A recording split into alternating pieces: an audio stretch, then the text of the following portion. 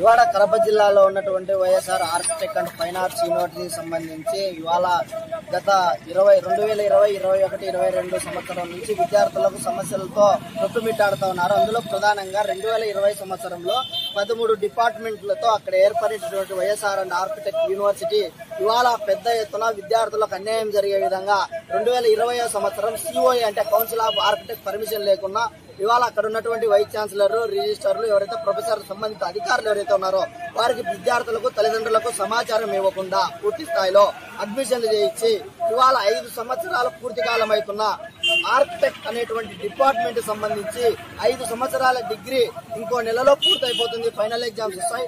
ఇప్పటికి కూడా సిఓఏ నుంచి పర్మిషన్ లేదు, అడ్మిషన్ నంబర్ లేదు. విద్యార్థుల యొక్క 5 సంవత్సరాల డిగ్రీని గాల్లో పెట్టి యూనివర్సిటీ అధికారులు అదిగో వస్తుంది, ఇదిగో వస్తుందని చెప్పి తీవ్ర ఇబ్బందులకు గురి చేస్తా ఉన్నారు.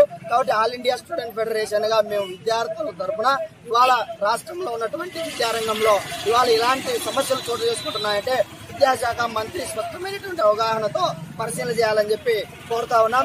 ఎస్పెషల్లీ ఫైన్ ఆర్ట్స్ సంబంధించినటువంటి, ఆర్కిటెక్ట్ సంబంధించినటువంటి ఏదైతే విద్యార్థులు ఇబ్బందులు పడుతున్నారో సిఓఏ పర్మిషన్ త్వరితగతిన విద్యాశాఖ మంత్రి స్పందించి సిఓఏ పర్మిషన్ ఇప్పించాలని చెప్పి కోరుతా ఉన్నాం.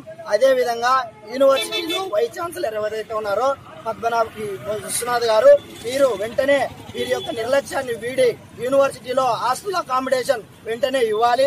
అదే విధంగా ఈ యూనివర్సిటీలో ఫస్ట్ ఇయర్, 2వ సంవత్సరం, 3వ సంవత్సరం చదువుకునేటువంటి విద్యార్థులకు ఎడిసెట్ ఏదైతే ఉందో ఈ ఎడిసెట్ నోటిఫికేషన్ ఇవ్వాలని చెప్పి డిమాండ్ చేస్తా ఉన్నాం.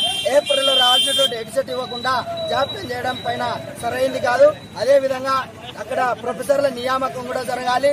కొంతమందిని ఇవాళ రెన్యువల్ చేసుకోకుండా ఆపారు, రెన్యువల్ జరగాలి. కొంతమంది విద్యార్థులను అక్కడ కళాశాలలోకి, యూనివర్సిటీలోకే చదువుకోనికుండా ప్రాజెక్ట్ వర్క్, ఆన్లైన్ లో క్లాసులు చెప్తాం, మరికొంతమంది ఉన్నటువంటి వాళ్లకు అకామిడేషన్ లేకుండా తీవ్ర ఇబ్బందులు గురి చేసేటువంటి ఏదైతే తీరుందో దీన్ని మానుకోవాలి.